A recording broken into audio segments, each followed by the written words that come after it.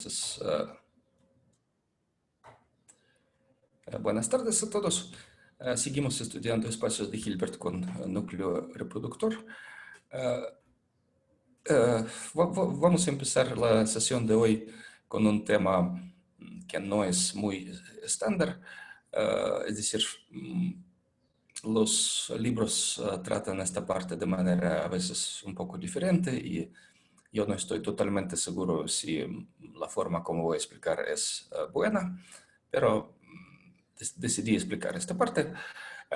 Se trata de la situación cuando nuestro espacio de Hilbert con núcleo reproductor está encajado de manera natural en un espacio L2.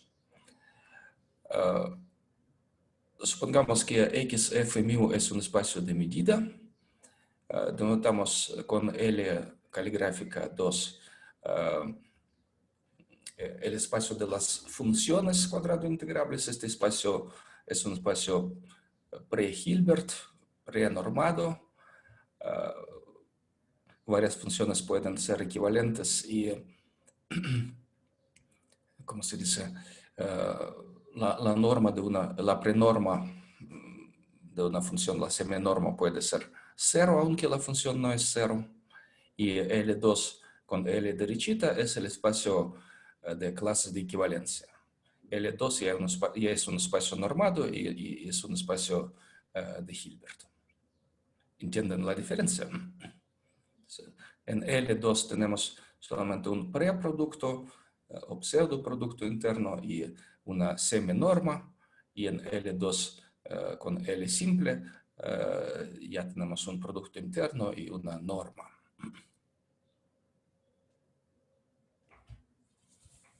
Los elementos de L caligráfica 2 son funciones y los elementos de L derechita, L simple, son clases de equivalencia.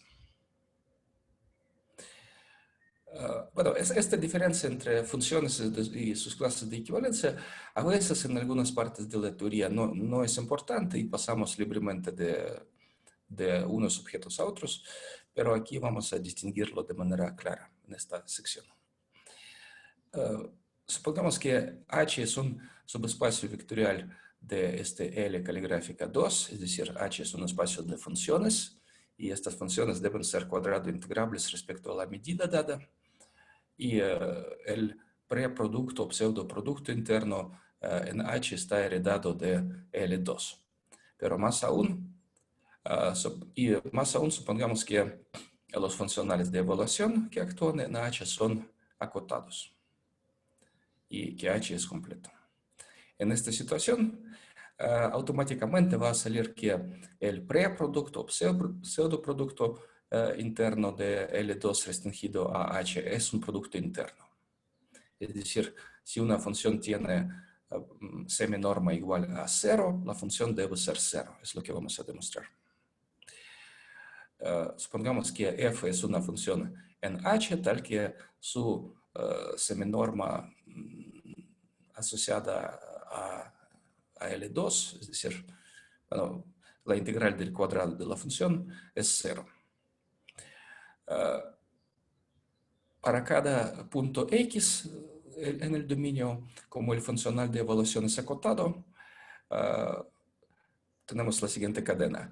Primero, el módulo de f de x escribimos como el módulo del funcional de evaluación evaluado en f, y por la suposición que los funcionales de evaluación son acotados, esto acotamos por la... Bueno, aquí fue mi error. E sub x es el funcional de evaluación, su norma denotamos de esta manera, y se multiplica por la seminorma de la función f. Y por la suposición, la seminorma de la función f es 0, entonces concluimos que f de x es 0. Este razonamiento fue para un punto x arbitrario, entonces f es la constante 0. ¿Entienden la lógica de esta proposición?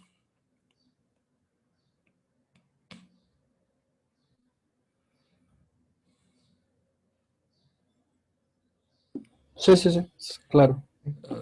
Bueno, quiero que ustedes entiendan que hay una diferencia técnica, pero a veces importante, entre normas y seminormas. Hay espacios normados, hay espacios que solamente son seminormados, hay espacios con producto interno, hay espacios con pseudoproducto, preproducto interno, donde cuando la seminorma es igual a cero, no podemos garantizar que la función es cero. Pero aquí, gracias a la propiedad reproductora, gracias o se puede decir gracias a la suposición que los funcionales de evaluación son acotados, sale que si la seminorma de una función es cero, entonces los valores de esta función todos son cero. Y por lo tanto la constante es cero. Bueno, es como una observación técnica que podemos solamente pedir que los funcionales de evaluación sean acotados y automáticamente H será un espacio con producto interno. Este preproducto, pseudoproducto interno heredado de L caligráfica 2 ya automáticamente es un producto interno. ¿Entienden la terminología?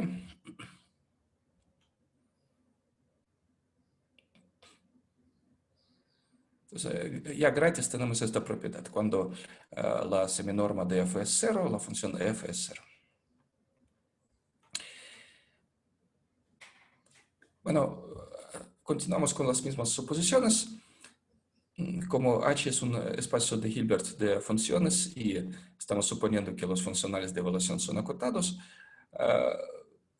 por el teorema de Ries-Fréchet, en H existe un núcleo reproductor, una familia de funciones, K sub X con K en X, que nos dan la propiedad reproductora. Aquí no la escribí porque la escribimos muchas veces en todos lados. Entonces, existe Kx gracias a la suposición que los funcionales de evaluación son acotados. En otras palabras, podríamos desde el inicio pedir que H es un espacio con núcleo reproductor, un espacio de Hilbert con núcleo reproductor, tal que su producto interno proviene de L caligráfica 2. Pero aquí pedimos un poco menos, un poquito menos. Desde el principio no pedimos que la seminorma sea norma y esta propiedad sale de manera automática. Bueno, ahora demostramos por Z al espacio de las funciones cuadrado integrables cuya seminorma es igual a 0. En otras palabras, son funciones iguales a 0 casi en todas partes. Se puede demostrar que esta condición sobre la seminorma es equivalente a la condición que f es 0 casi en todas partes. Recuerden que el espacio L2 derechito se define como el espacio cociente. L caligráfica 2, cociente con Z.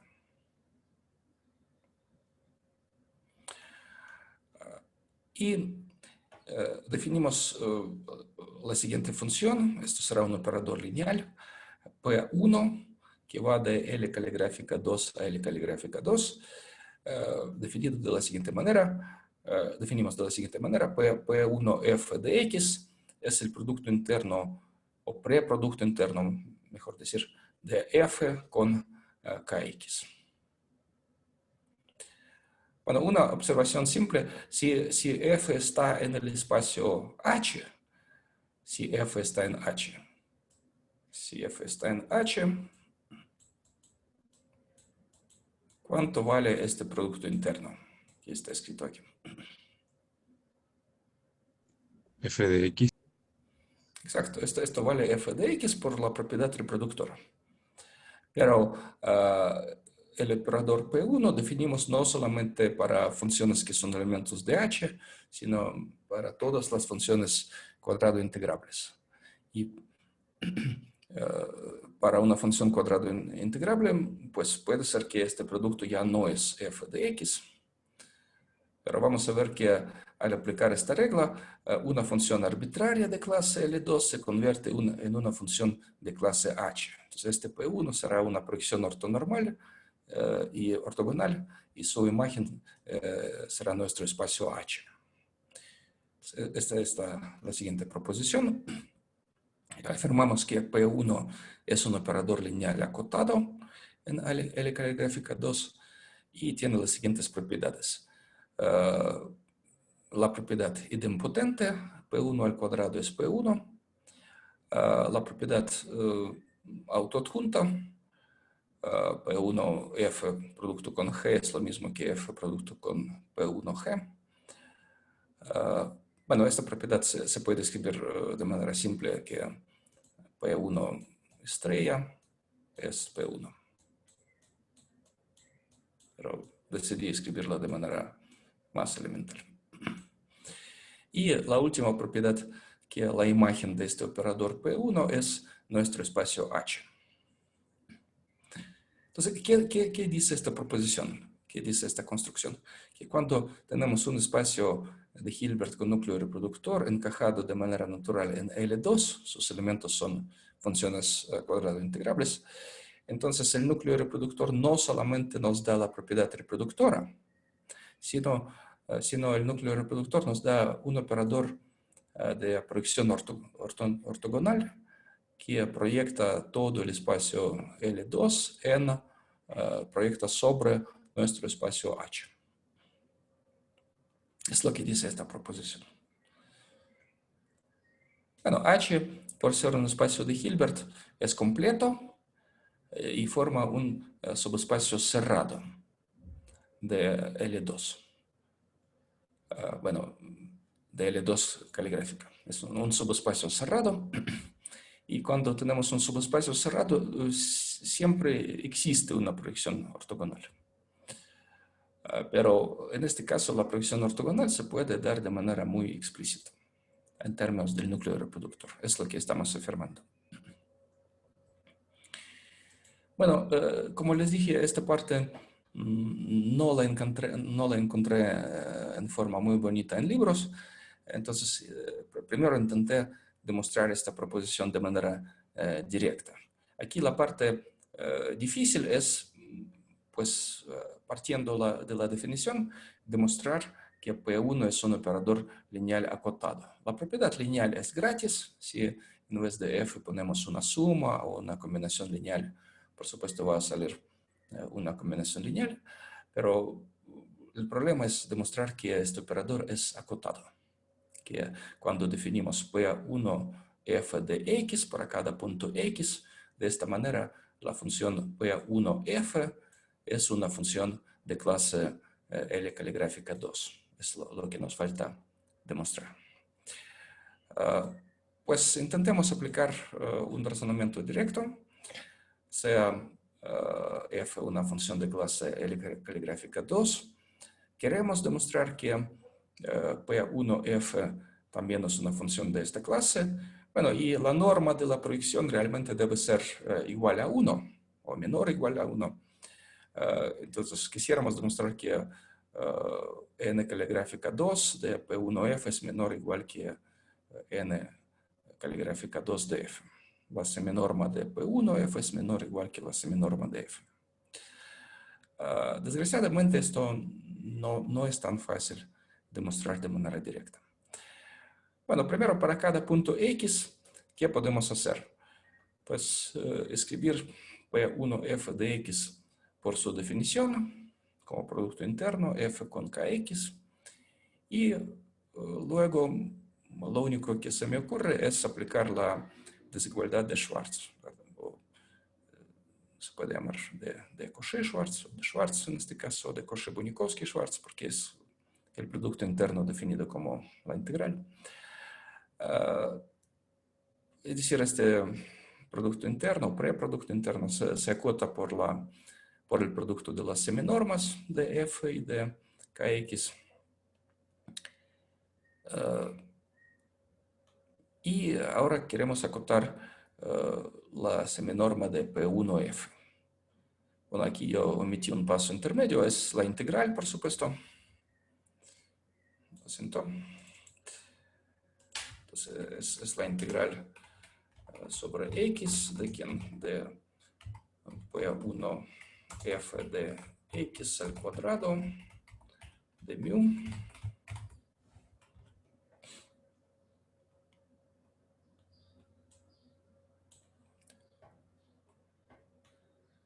y sustituimos la cuota de la línea anterior. Podemos factorizar la seminorma de f al cuadrado y tenemos la seminorma de kx al cuadrado, y ya sabemos que la seminorma, en este caso es la norma porque kx está en H y H ya es un espacio normado. Esto al cuadrado es lo mismo que kx de x. ¿Duda?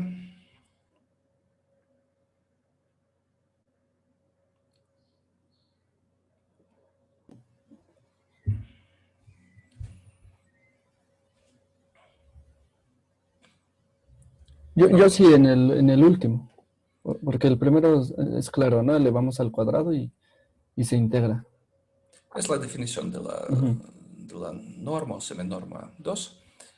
Bueno, solamente sustituimos esta cota, la cota de la línea anterior, y otra manera de escribir el cuadrado de la seminorma del núcleo reproductor es lo mismo, es lo mismo que esto. Pero a la vez no estamos integrando todo eso, o sea, las dos cotas al cuadrado.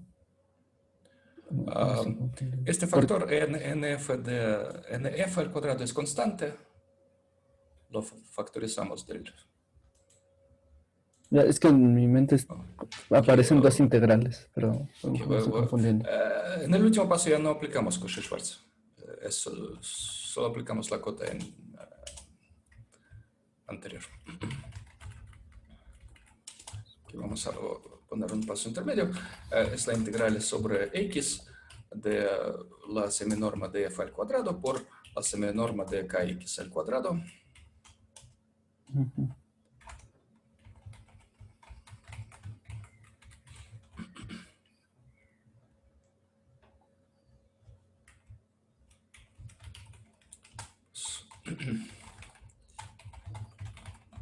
Tendremos que separar en dos líneas.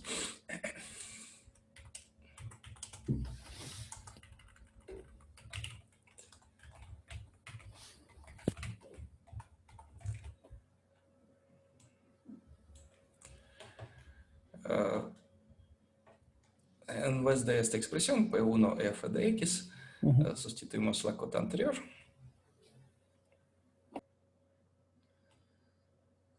Ahora, la seminorma de f al cuadrado es una constante. En este razonamiento se puede factorizar de la integral.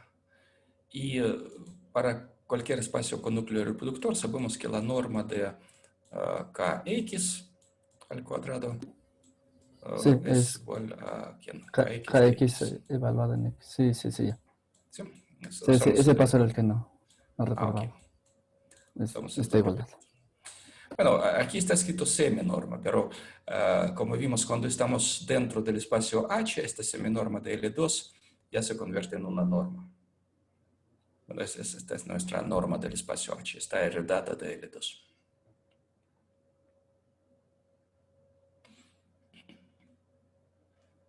No sé si tienen alguna duda más. Bueno, lo último es la propiedad que vimos desde el principio. Es la propiedad esta. Que la norma del núcleo al cuadrado es kx de x. Es una consecuencia, es un caso particular de esta propiedad.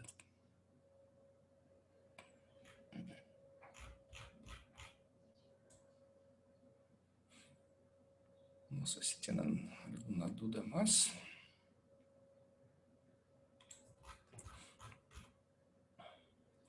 Bueno, estas cotas son correctas, pero desgraciadamente esta integral que salió al final es grande. Bueno, en general se puede demostrar que la última integral tiene que ver con la dimensión del espacio, y si la dimensión del espacio es infinita, la integral es infinita. Entonces, la cota obtenida al final no es buena. No es buena. Esto significa que la cota que utilizamos en este momento es demasiado brusca, es demasiado imprecisa, pero yo no encuentro ningún otro razonamiento directo. Entonces, el razonamiento directo fracasó, está fracasado. no es fácil demostrar de manera directa que la función P1F definida de esta manera es una función de clase L2. Bueno, aquí está bueno, entonces no hay garantía que la última integral es finita. Es decir, la cota que utilizamos es muy imprecisa. Vamos a razonar de otra manera. Primero, notamos que si f es un elemento de H, entonces por la propiedad reproductora, la expresión que define P1 de f en el punto X es f de X, ¿verdad? Para las funciones Sí. que están en H, esto es f de X, por la Sí. definición del núcleo reproductor. Aquí lo siento, ¿cómo se dice en español? ¿Imprecisa o...? Sí, sí, Con imprecisa. M. Con M, Con ¿verdad? M. Lo siento, siempre confundo esto.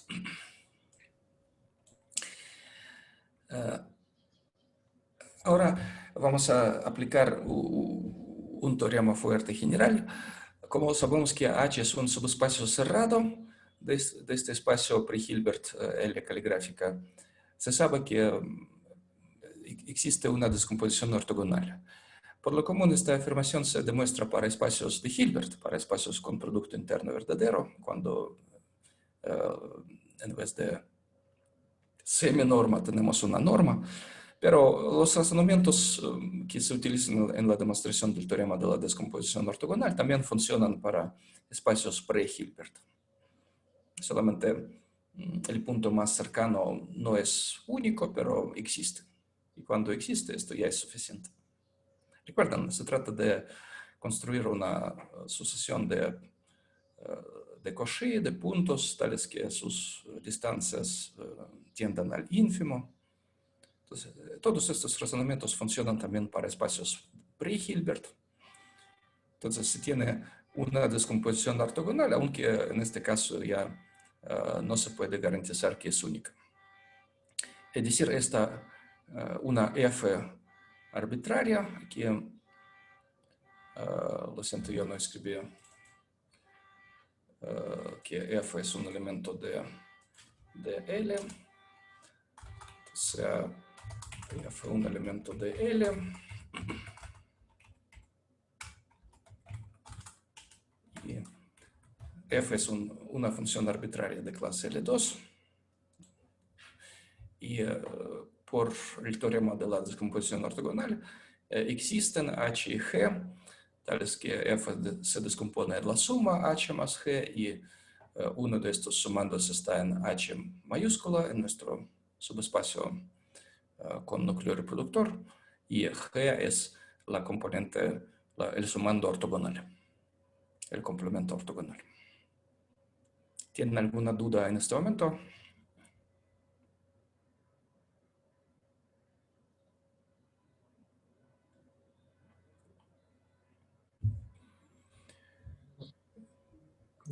¿Cuál es la situación lógica?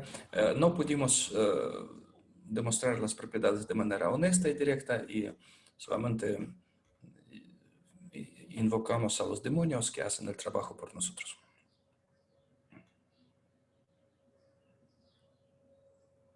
Sabemos que para cualquier subespacio cerrado existe proyección ortogonal, existe descomposición ortogonal, y lo estamos utilizando.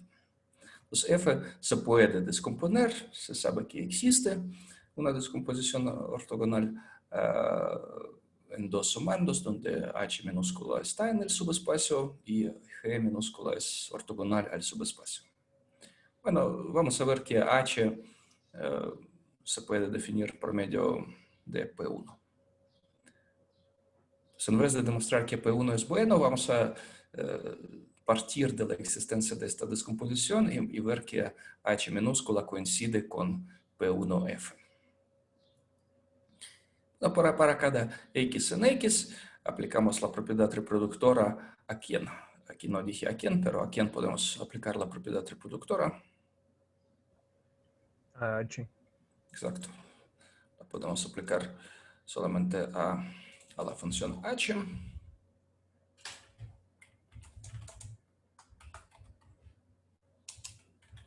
y la condición que G es ortogonal a todo el espacio, y como es ortogonal a todo el espacio H mayúscula, en particular es ortogonal al núcleo reproductor en cada punto. Bueno, entonces en vez de P1 f de x, sustituimos primero la definición, luego en vez de f ponemos h más g, salen dos sumandos, y el primer sumando es h de x, el segundo sumando es 0. Entonces nos salió h de x. Entonces hemos demostrado que esta regla escrita desde el inicio nos regresa exactamente el sumando h. Bueno, como h es una función de clase L caligráfica 2, pues ya estamos felices, ya nuestro operador está bien definido, nos da funciones de clase L2, y más aún, como esta descomposición f en la suma h más g es una descomposición en dos sumandos ortogonales, por el teorema de Pitágoras, por la identidad de Pitágoras, la seminorma de f es más grande que la seminorma de uno de estos sumandos de h.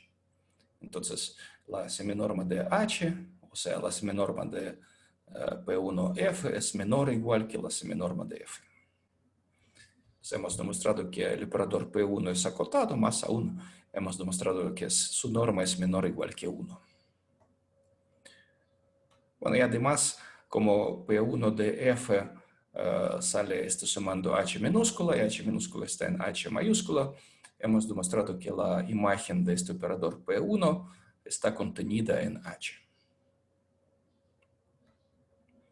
¿Tienen alguna duda? Yo siento que hace falta, o a lo mejor es claro, decir que la imagen es única. Por lo mismo que H y G no son únicos. O sea, si ponemos H2, G2, vuelve a dar la misma función. O sea que H1 resulta ser igual a H2.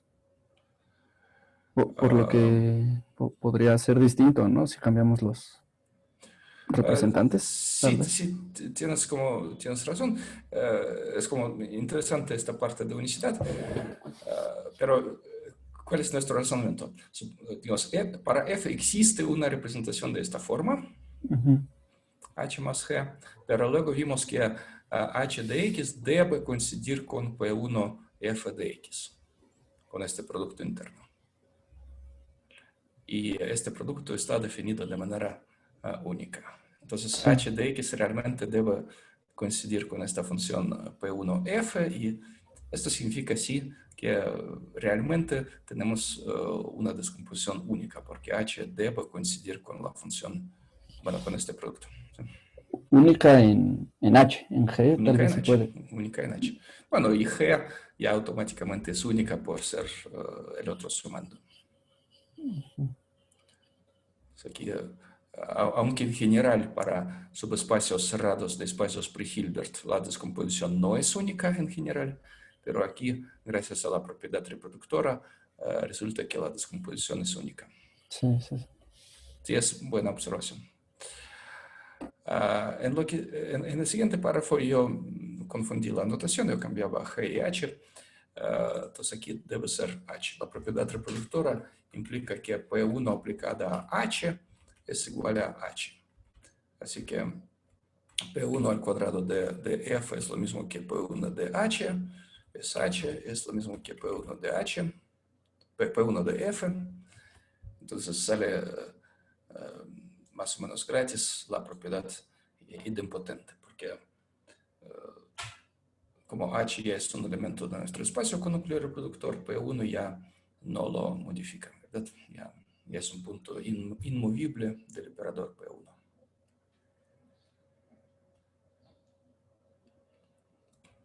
Entonces, al aplicar P1 a F, sale H. Y al aplicar otra vez, ya no se cambia nada. ¿Tienen alguna duda en esta parte?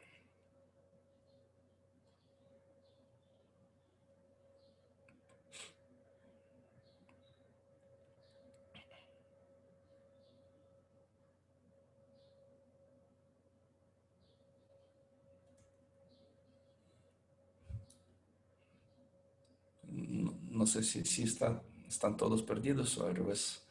Es fácil.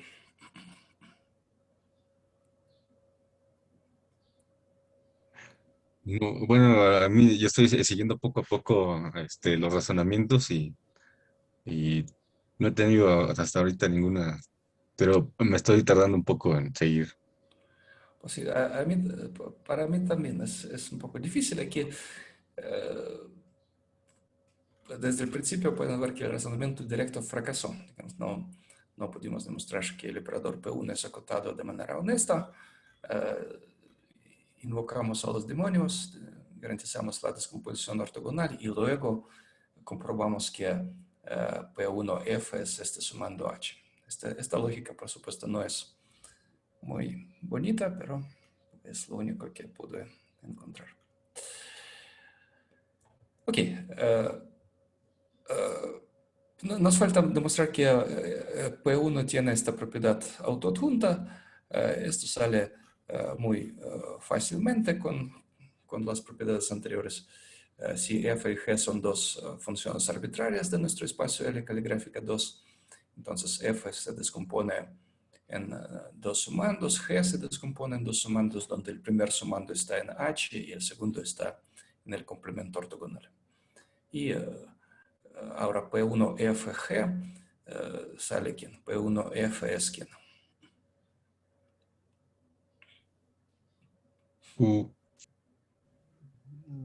P1F es U, tienen razón. Entonces, en vez de P1F sustituimos U, en vez de G sustituimos su descomposición A más B. Y el producto interno de U con B es 0 porque U está en H y B está en el complemento ortogonal. Y de la misma manera, el producto interno de F con P1G se simplifica. También se simplifica y nos da solamente U con A. En otras maneras, es como tenemos una regla de multiplicación en el sentido del producto interno. Aquí F descomponemos en U más W y G descomponemos en quien A más B. Y ¿qué hace el lado izquierdo? En vez de toda F, solo elegimos esta sumando, U, y su producto con A más B, aquí nos da 0, y sale solamente el producto de U con A. Y por otro lado, si en vez de G, solamente elegimos su sumando que está en H, entonces pues este producto W con A da 0, y se queda el producto U con A. Bueno, también el producto de W con B podría ser distinto de 0, pero este producto nunca nos sale en esta cuenta porque aplicamos P1 o a F o aplicamos P1 a G y el producto de W con B nunca sale. Esta es la regla de multiplicación. Nos dice que los productos de W con A y U con B son 0. No sé si tienen alguna duda.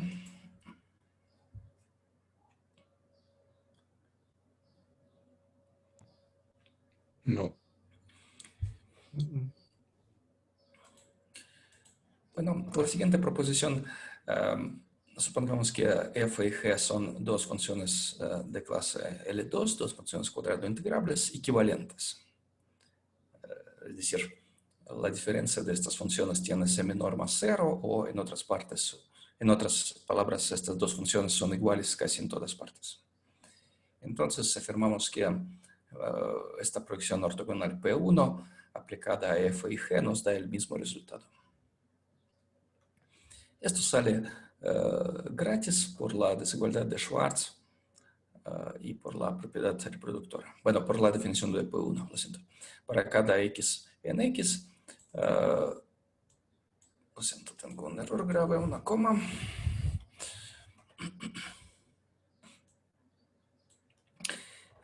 P1 f de x menos P1 g de x, por la definición se escribe en términos del producto interno y por la desigualdad de Schwarz lo acotamos por la seminorma de f menos g, por la seminorma de kx y el primer factor ya es 0. ¿Tienen alguna duda en este razonamiento? No. Bueno, ¿cuál es la idea de esta proposición? Como P1 está definida por medio de este preproducto interno, cuando sustituimos f por otro representante de la misma clase, por una función equivalente a f, el resultado no se cambia. Pueden también imaginar que este producto es una integral, y cuando en una integral sustituimos f por otra función equivalente, la integral no se cambia. Pues todo lo anterior nos da posibilidad de definir ahora operadores que actúan en L2 derechita. Ya vamos a pensar en clases de equivalencia. Primero voy a denotar por J el encaje canónico, pero cuyo dominio es H. Entonces, para cada función de H, de clase H, denotamos por JF su clase de equivalencia, F más Z. Por las propiedades generales del espacio cociente, pues es fácil ver que J es un operador lineal y su norma es menor o igual que 1. Bueno, de hecho es 1 si el espacio no es trivial. Y definimos P, antes era P1. P1, ¿dónde actuaba? En L2 caligráfica. Ajá, en el espacio de funciones cuadrado integrables. Y ahora P sin subíndice actúa en el espacio de clase de equivalencia, en L2 derechito. Pues, ¿cómo definir un operador lineal? En L2, casi siempre cuando trabajamos con el espacio cociente hay que usar representantes de clases. Entonces, dado un elemento de L2, siempre lo podemos escribir como F más Z. Y definimos P de F más Z como quien P1 aplicado a F. P1 de F, ¿qué naturaleza tiene? P1 de F es una matriz, un cocodrilo. ¿Quién es P1 de F? Un operador lineal acotado sobre L2 caligráfica. No, esto es P1. Ajá. P1 de F. Es una La función ya. función. Ajá. P1 de F es una función. Es una función que pertenece a H.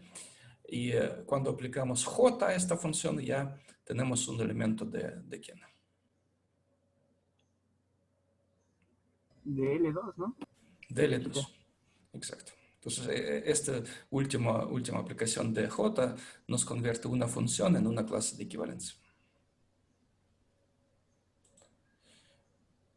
Bueno, uno puede decir, ok, si en vez de F yo elijo otro representante de la misma clase, ¿se cambia algo o no? Pues no, gracias a la proposición anterior, cuando F y G son equivalentes, P1 de F es lo mismo que P1 de G. Entonces, si en vez de F elegimos otro representante de la misma clase, P1 de F coincide con P1 de G y se obtiene el mismo resultado. Entonces, la definición es consistente. Y más aún, si F ya estaba en H, entonces este P1 de F coincide con, bueno, si F está en H, entonces en vez de F más Z podemos escribir J de F. Más aún, aquí podemos quitar aplicación de P1. En este caso, lo siento, yo no lo escribí.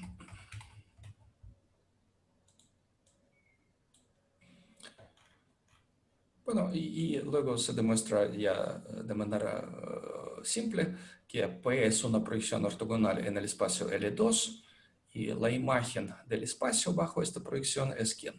Es esencialmente H, pero más precisamente hay que convertir cada función del espacio H en su clase de equivalencia. Bueno, esto sale gratis por las propiedades anteriores, pueden hacer las cuentas, pero el trabajo duro ya está hecho. Bueno, ¿cuál es la lógica de esta sección? Si tenemos un espacio de Hilbert con núcleo reproductor donde el producto interno proviene de L2, cuando tenemos un espacio de medida, nuestro producto interno no es algo abstracto, sino es producto interno de L2, entonces podemos definir un operador, o más bien podemos construir la proyección ortogonal de L2 a H por medio de esta regla bonita y simple. Primero hacemos las cuentas en el espacio de las funciones. Es un espacio prenormado y nos complica un poco los razonamientos. Y cuando ya hicimos todo el trabajo, pasamos a clases de equivalencia y también todo sale bonito. Pues es la lógica de esta sección y el objetivo principal fue construir de manera muy honesta y detallada este operador que primero era P1 cuando actúa en el espacio de funciones y cuando ya pasamos a clases de equivalencia ya lo denotamos por P. ¿Tienen alguna duda? La última proposición, ¿cuál es? La última proposición solo dice que este P que ya actúa en el espacio de clases de equivalencia es un operador, es una proyección ortogonal. Y su imagen es casi JDH. H, pero cada función hay que convertir en su clase de equivalencia.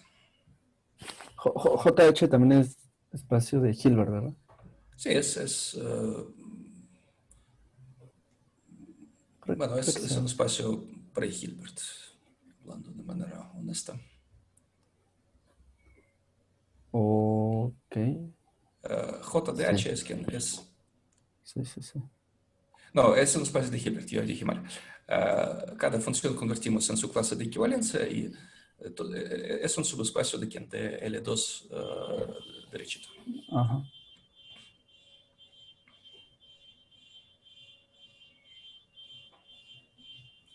Okay. Sí, gracias. Bueno, cuando la gente trabaja con espacios de Hilbert con núcleo reproductor, cuando trabajan con operadores de Toeplitz en los espacios de Bergman, de Fogg, estas construcciones se usan de manera implícita en cada paso. En cada paso uno piensa en el operador de proyección ortogonal, pero por lo común no se explican de manera tan meticulosa y detallada estas cositas, cómo se construye P1, por qué es acotado. Entonces yo decidí explicar estas partes técnicas para ser más honesto conmigo mismo, porque pues tengo varios artículos sobre operadores de Toeplitz y siempre se trata de esta situación de espacios de Hilbert encajados en L2. Usamos muchas veces la proyección ortogonal, pero pues aquí está el tratamiento honesto y detallado. Es un poco aburrido, pero pues ustedes pueden ver aquí como el trabajo técnico, cómo pasar de funciones a clases de equivalencia, cómo trabajar con prenorma en vez de una norma o seminorma. No sé, ¿tienen algunas dudas en esta parte?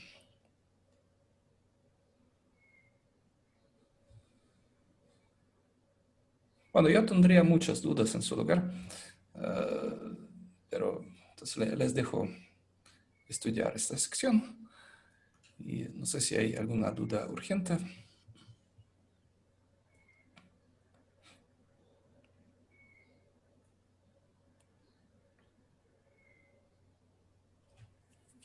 Pues no, por el momento no. Ya si estudiando sale, pues ya. Sí, la única manera de entender es repetir estos razonamientos paso a paso. Bueno, con esto se termina mi parte y el siguiente tema son espacios de Hilbert con núcleo reproductor de dimensión finita.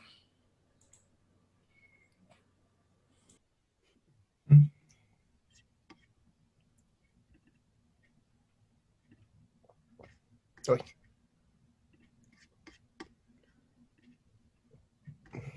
¿Ahí se ve bien? Sí. ¿Me escuchan bien? Sí, Sí. Vamos a empezar con una pequeña motivación de qué sería un ejemplo de un espacio de Hilbert de dimensión finita con núcleo reproductor. Tomamos un número natural y consideramos el conjunto X con los números de 1 a n. Y entonces podemos pensar en los complejos a la n, Cn, como el conjunto de funciones de este conjunto X en C, o con otra notación como C a la X. Bueno, H va a ser este conjunto de funciones, C a la X. Y pues ya Pero, sabemos que lo siento, esta parte debe ser, es crucial. Esta parte, no sé si la entienden o no. ¿Qué es un vector? Pues es una tupla, ¿verdad?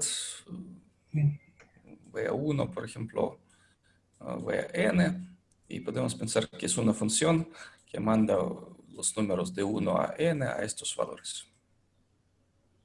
V1, Vn. ¿Sí? sí. Pensar que vector es una función. Un vector es una función. Sí. Pero esta definición la hemos visto, yo creo que o bueno, yo la he visto más para matrices que para vectores, pero pues también en vectores, en lugar de tomar el producto cartesiano de esta cosa, es solo este conjunto. Sí, sí, tiene razón. Bueno, entonces ya sabemos que Cn es completo con la norma inducida por el producto interno usual, que es nada más el producto del conjugado de uno por el otro, y bueno, la suma, ¿no? Del conjugado de uno por otro y así. Entonces va a ser espacio de Hilbert. Y en términos en términos de H, como lo estamos pensando como funciones, podemos escribir este producto interno así como el producto interno de funciones va a ser la suma del conjugado de GK por f de k. Y la suma sobre k de 1 a n. Entonces, ¿cuál es la idea? Que en vez de pensar que f sub k es la k-ésima componente del vector f, pensamos que es el valor de la función f en el punto k. ¿Sí? Ujú. Entonces, bueno, con esta representación del producto interno, para que H sea un espacio de Hilbert con núcleo reproductor, necesitamos que al momento de evaluar el producto interno por lo que sería nuestro núcleo, nos devuelva el valor de la función en la entrada j para cada j de 1 a n. Bueno, no en la entrada, en el punto j para cada j de 1 a n. Entonces, esta igualdad la podemos conseguir tomando al núcleo reproductor como EJ, o sea, la componente la función que da 0 en todos los puntos, salvo en j. En j nos va a dar 1. O sea, ¿cómo se dice? La base canónica de Cn nos sirve como núcleo reproductor. Entonces, en este caso, H, pensado así, como sea la n, es un espacio de Hilbert con núcleo reproductor y el núcleo será la familia EJ, J de 1 a n. ¿Alguna duda hasta aquí?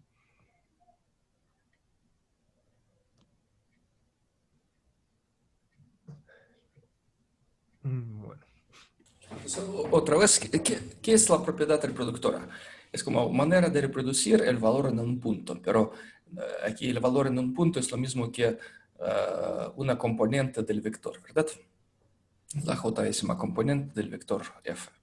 ¿Y quién es cómo reproducir la j-ésima componente del vector f en forma del producto interno? Hay que tomar el producto interno de f con quién. Con el vector j o con la función j. Exacto. Ujú.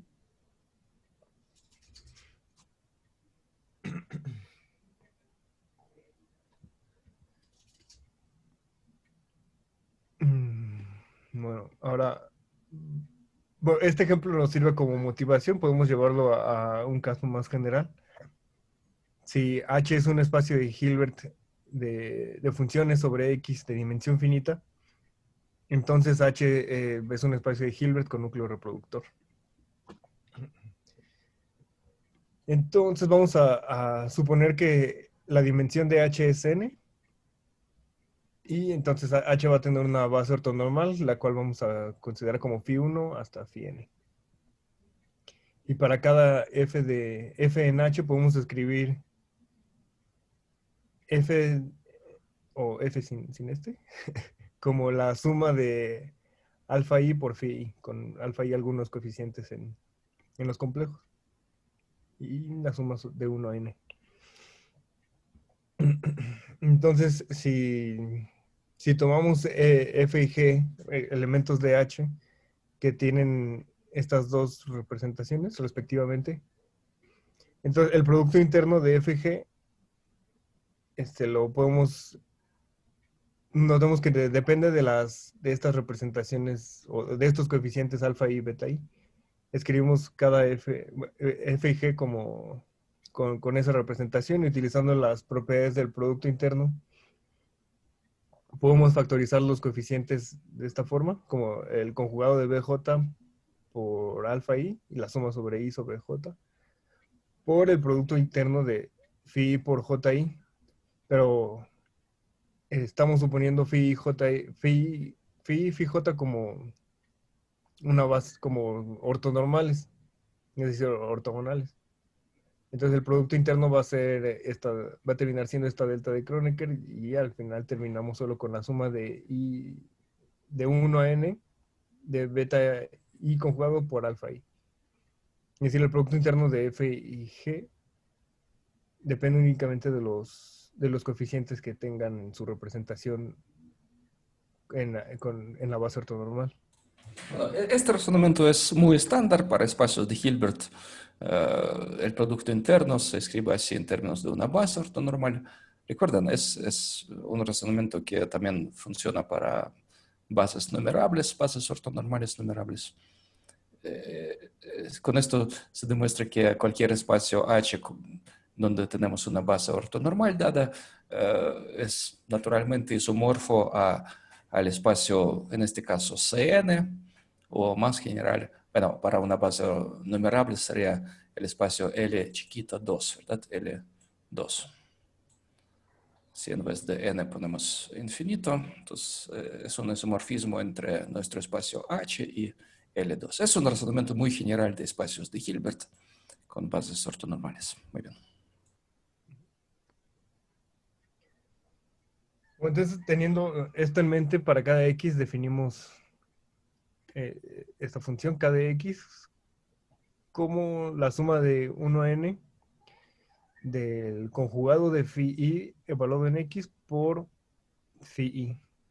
Es decir, que para cada y en x, cada x se puede escribir como, cada x evaluado en y se puede escribir de esta forma, como la suma de 1 a n de phi i conjugado de x por phi de y. Es decir, los que van a servir como coeficientes de la representación en la base ortonormal van a ser los valores conjugados de phi i en x. Entonces, de forma mañosa, ¿no? Para que nos sirva, para que se obtenga la propiedad reproductora. Ahora, tomando f en h con su respectiva representación, al hacer el producto interno de f con kx, obtenemos el conjugado del conjugado de phi i evaluado en x, y esto pues es la evaluación de f en x. Bueno, lo Entonces, siento, pido explicar bien esta cadena. tomamos el producto interno de f con kx y sustituimos tal cual lo que tenemos, lo que tenemos como producto interno. Va a ser la ¿Cuál suma del fórmula? conjugado. Utilizamos la fórmula del producto interno en términos de la base ortonormal, ¿verdad? Ajá. Esta que tenemos aquí. Esta fórmula. Ajá. Entonces, lo que nos va a servir como coeficientes de la función kx, pues son estos elementos conjugados de phi evaluado en x. Y como el producto interno pide que sea el conjugado del segundo argumento, vamos a tener el conjugado, que al final va a ser phi mismo evaluado en x. Pero phi y mismo evaluado en x, pues es, bueno, la suma de 1 a n de alfa i por phi i en x es evaluar f en x. Entonces obtenemos la propiedad reproductora. Entonces la familia kx con los kx definidos de esta forma nos sirven como núcleo reproductor para el espacio H.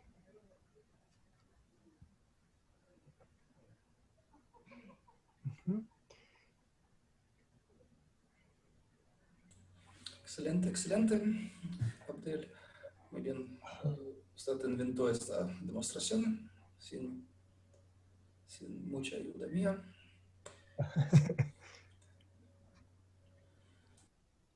Algo. No, el profesor me comentaba que hay otra demostración, la cual no, pues no la escribí. Realmente es de no utilizar la representación de la base ortonormal, sino mostrar que los funcionales de evaluación en un espacio de Hilbert de dimensión finita es acotado y pues de ahí va a salir. Bueno, yo pensaba usar la base también. Bueno, de esta fórmula que está aquí, se puede mostrar fácilmente que f de x se acota por las normas de phi, ¿verdad? Por las alfas. Sí. Y la suma de los cuadrados de las alfas nos dan otra vez la norma de f. Se puede demostrar que los funcionales de evaluación son acotados. Ajá. Esto nos daría una existencia del núcleo reproductor, pero por supuesto esta receta explícita es mucho mejor. Mm. Pensaba en otra, por ejemplo, como corolario de lo que expuso el compañero Gerardo, tenemos una biyección entre dos espacios de Hilbert. En este caso sería utilizar la proposición anterior, que es aplicada a Cn, y tenemos una biyección entre este nuevo espacio H y Cn. Y entonces el núcleo reproductor va a estar en términos del anterior núcleo reproductor bajo esta biyección, Sí. ¿no? Es excelente idea, pero no estoy seguro si funciona, si funciona o no. Hay que verificarlo bien. ¿Cuál es el problema? Que allá teníamos una función entre los dominios, ¿verdad? El espacio X, ¿no? En esencia. Ah, Exactamente del 1 al n. Ajá. Y lo que explicaba Gerardo, bueno, fue parte de nuestro trabajo conjunto. Es cuando tenemos una función que manda un dominio en otro, ¿sí? Mm. Y aquí no está muy claro si tenemos esta función o no. Si tenemos una función que va entre el espacio X y el espacio de 1 a n. Sí, es cierto. Aquí creo que este X puede no ser este conjunto que de 1 a n, ¿no? Puede Sí, ser aquí otra X es cosa. arbitrario. X es totalmente Ajá. arbitrario. Sí, aquí no. Quizá habría que cambiar la letra de este X, ¿no? Para no confundirlo con este aquí arriba. Pueden ser Sí, cosas. sí, claro, claro, entiendo. Tienes razón. Gracias. Es muy buena tarea. Lo que pusiste, Cristian, es como intentar de reducir la proposición 9.2 al ejemplo anterior. Cómo hacerlo de otra manera, pero yo no estoy seguro. Yo no lo veo bien. A lo mejor, o sea, habría que poner más condiciones sobre X, ¿no? Porque podría ser hasta infinito Sí, y X uno puede ser infinito, sí. tendría infinitos núcleos reproductores y en el paso ahí que puso Abdiel primero solo hay N, parece ser, ¿no? Directamente esto, digo,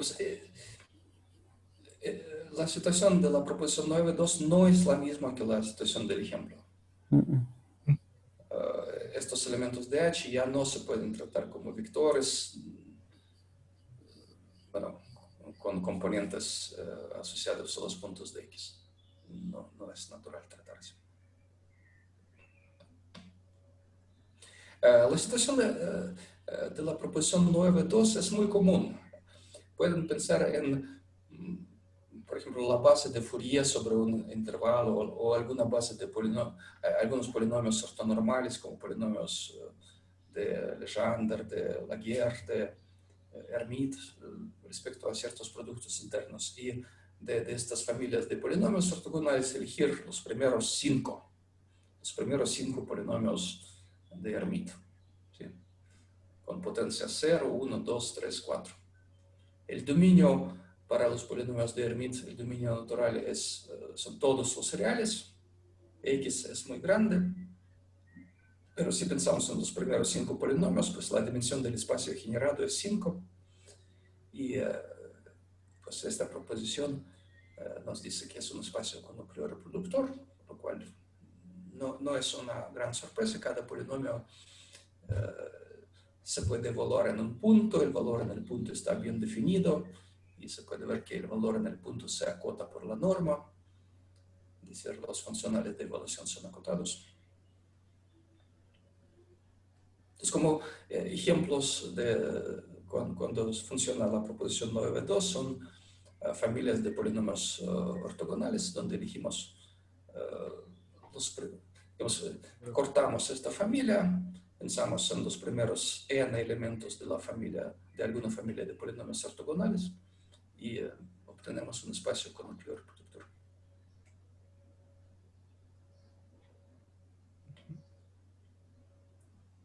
Todo L2, por ejemplo, si pensamos en L2 sobre un segmento o L2 sobre la recta con un peso, todo L2 no es espacio con núcleo reproductor.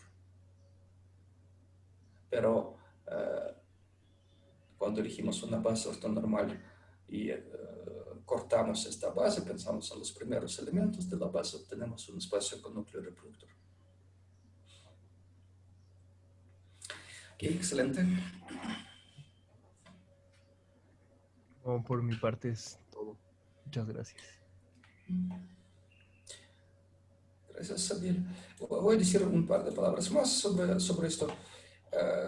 Recuerdan, ya nos explicó Gerardo, ¿verdad? Esta parte del cálculo de un núcleo reproductor en términos de una base ortonormal.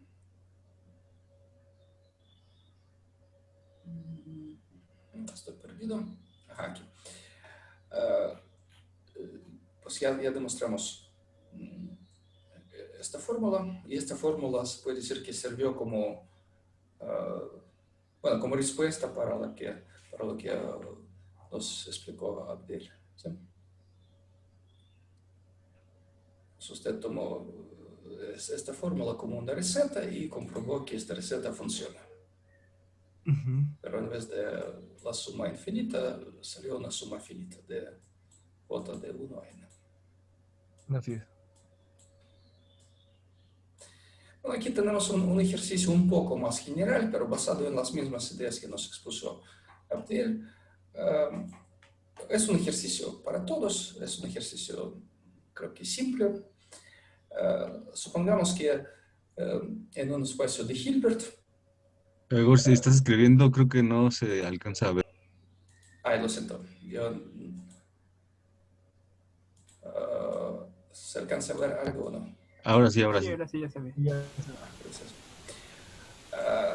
Un ejercicio. Supongamos que H es un espacio de Hilbert de funciones y supongamos que en este espacio de Hilbert hay una base ortonormal. B1, B2, etc. BJ. Y supongamos que esta suma que está escrita aquí es finita cuando x igual a y. Para cada punto x, cuando formamos la suma bj de x al cuadrado, es decir, en la diagonal, cuando x es igual a y, supongamos que esta suma es finita, con j de 1 a infinito.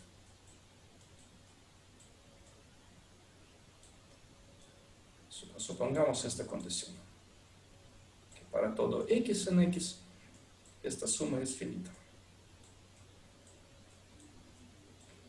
Entonces, Entonces, hay que demostrar que el espacio H es con núcleo reproductor. Bueno, la receta es esta. Esta suma va a servir como núcleo reproductor.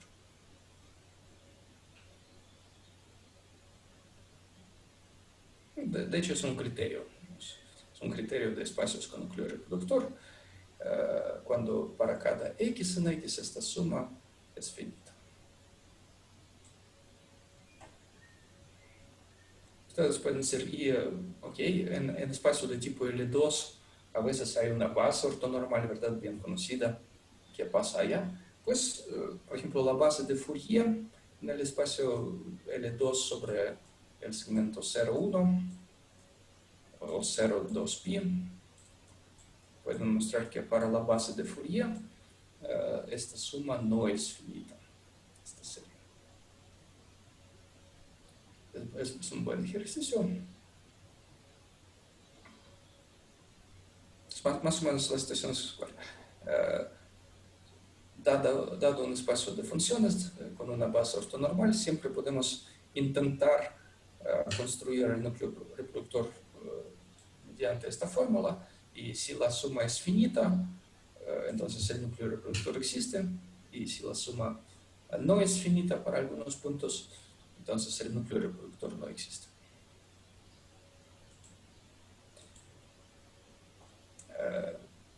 Cuando ya tenemos este ejercicio, el resultado de Abdiel sale, digamos, gratis, porque ya la suma es finita y por lo tanto tiene un número finito de sumandos y por lo tanto converge en cada punto. Pero la demostración, la solución de este ejercicio es muy similar a lo que nos explicó Abdiel. Es como una generalización natural. Bueno, eso es lo que quería mencionar. Y ahora veremos un ejemplo muy importante de espacio con núcleo reproductor. Dante, ¿verdad? Sí. Adelante.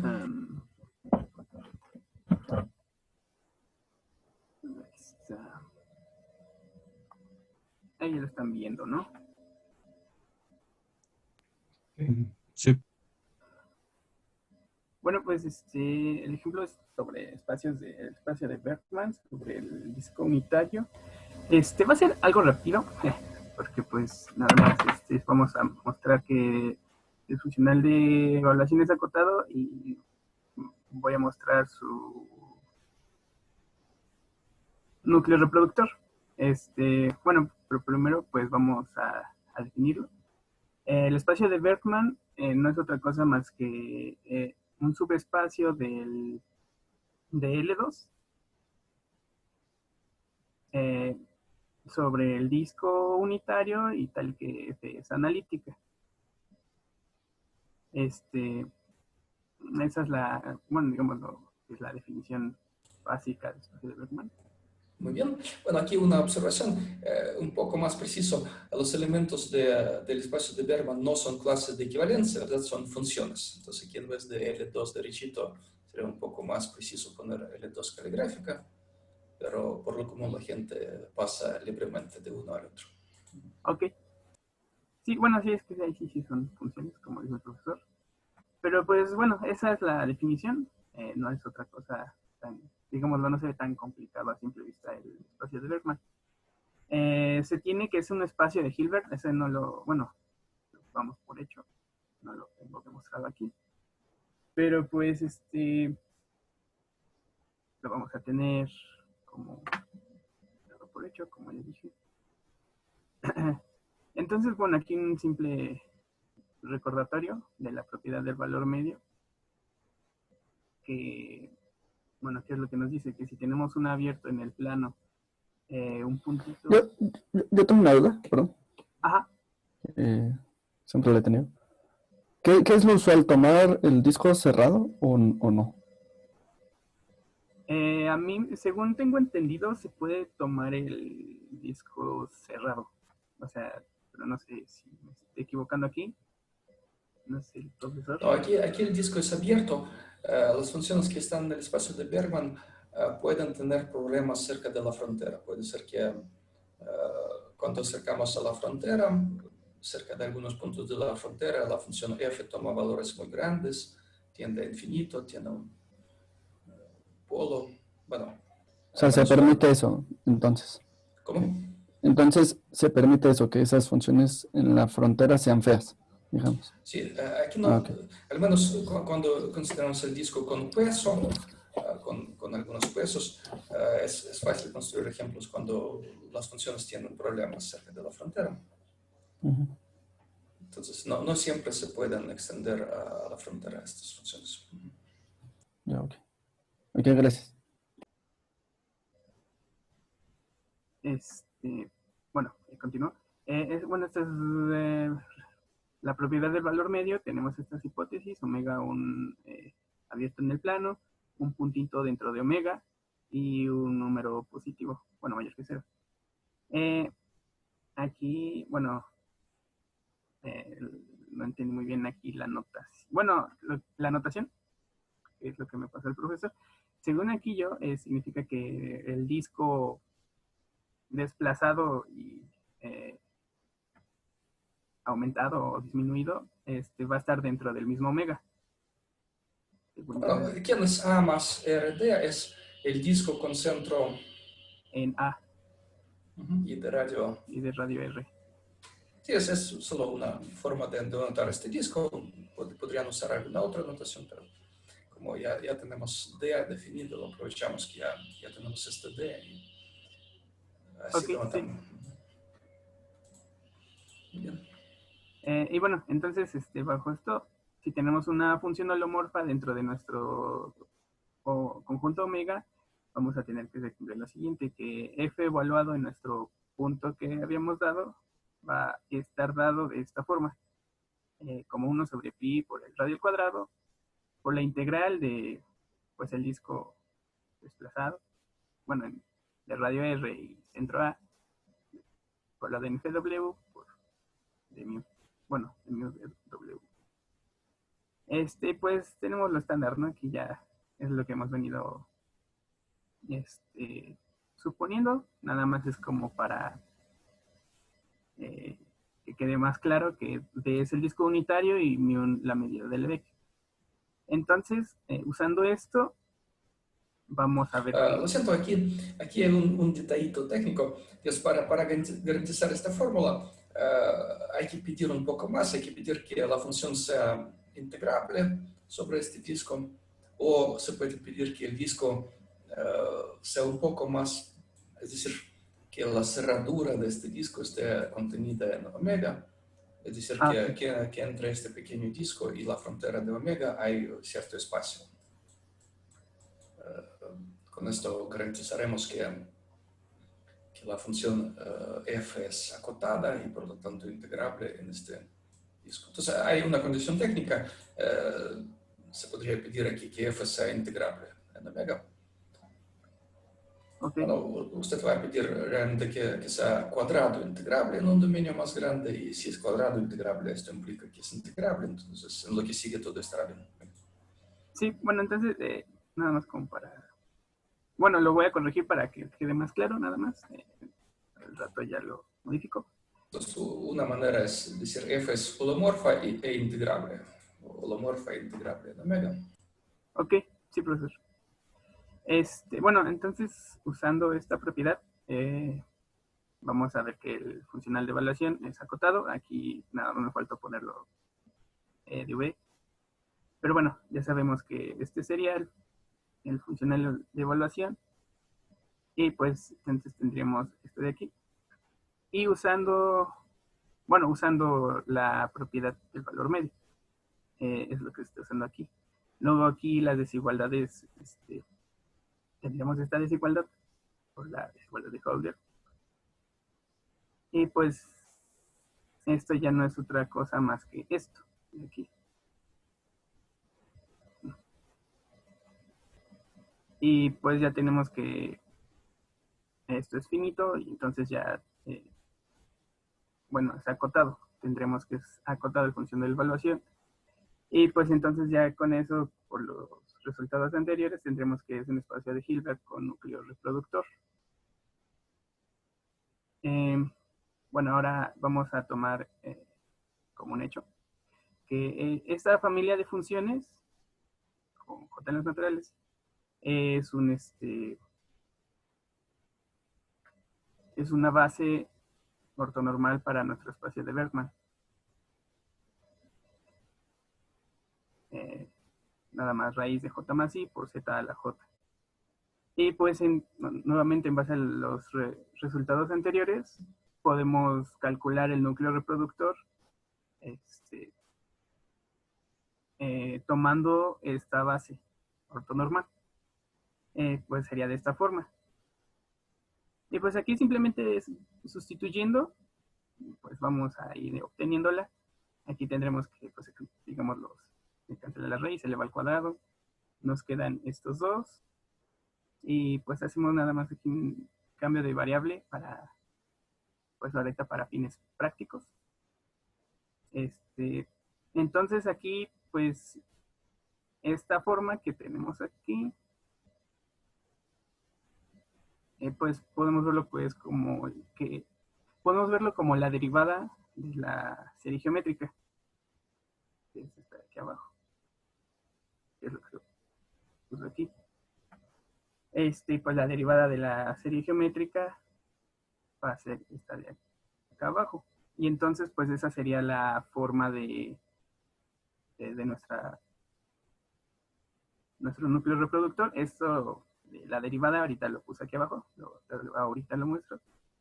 Pues, pero simplemente usando ese resultado de la derivada de la serie geométrica, cómo expresar un núcleo reproductor a partir de una base ortonormal, podemos obtenerla, pues, fácilmente, diría yo, el núcleo reproductor. Y bueno, esto no sé si quieren que lo chequemos. Cómo obtener la derivada es simplemente, bueno, esto me recordó a cómo se obtiene la fórmula para sumar los primeros n naturales. Que denotamos esta suma como s, luego simplemente multiplicamos por nuestra variable y pues obtenemos una nueva suma y luego la restamos. Vamos a obtener una nueva suma que vamos a ver que es la que vimos que es la derivada de la serie geométrica y pues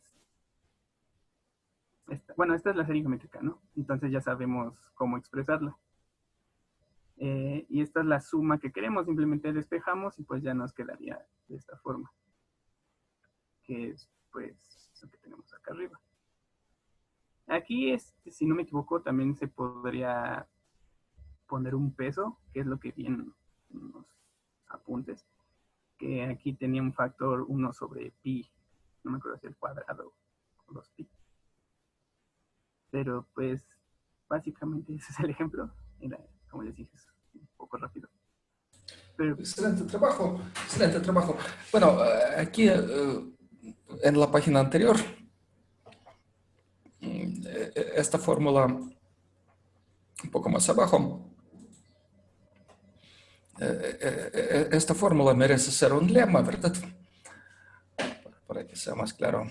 sí, Y realmente usted dio dos demostraciones de este lema. Una demostración es derivar la fórmula para la serie geométrica y otra demostración es como escribió, a ver, abajo, como lo hizo.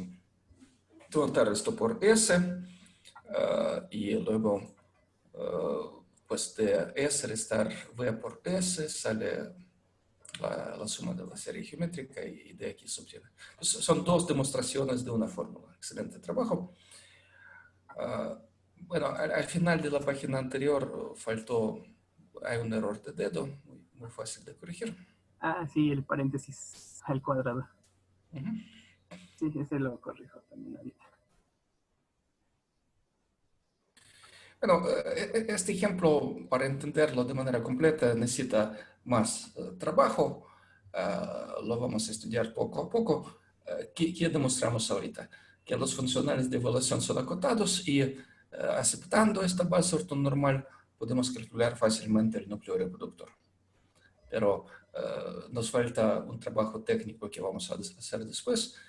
Vamos a demostrar que este espacio es completo Es decir, cuando una sucesión de funciones analíticas converge en la norma L2, el límite es una función analítica. Es lo que nos falta demostrar.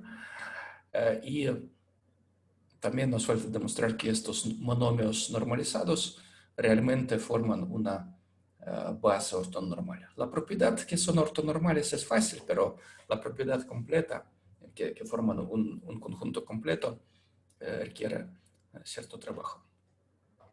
Acerca del coeficiente, Dante tiene razón, a veces se pone pi. Esto depende del convenio, cuál medida usamos en el disco. Si en el disco usamos la medida de Lebesgue sin peso, entonces en la fórmula para las funciones básicas, puedo mostrar otra vez las funciones básicas, para estas BJ falta un coeficiente relacionado con pi. O otra manera es pensar en la medida de Lebesgue normalizada dividida entre pi. En este caso ya esta es la fórmula correcta. Entonces, esta fórmula corresponde a la medida de Lebesgue, pero dividida entre pi. Este detalle no importa mucho, solo bueno, hay que recordar que esta fórmula y para el núcleo reproductor que está escrito abajo es para la medida de Lebesgue dividida entre pi. Ok, pues eso también podría ponerlo ahí como nota, ¿no? Aquí para que quede. Hay que decir que estamos considerando este espacio de Bergman con la medida de Lebesgue normalizada, dividida entre pi. Bueno, Okay, sí. esto no afecta casi nada. Sí. Y pues, bueno, ese es el ejemplo rápido. Es Excelente trabajo. rápido, pero ilustrador, diría yo. Sí. Es un ejemplo cuando realmente funciona la fórmula que nos expresa el núcleo reproductor a partir de la base ortonormal, ¿verdad? Sí. Cuando es muy útil esta fórmula, que el núcleo reproductor se expresa a través de una base. Pues es todo por hoy. Muchas gracias a todos.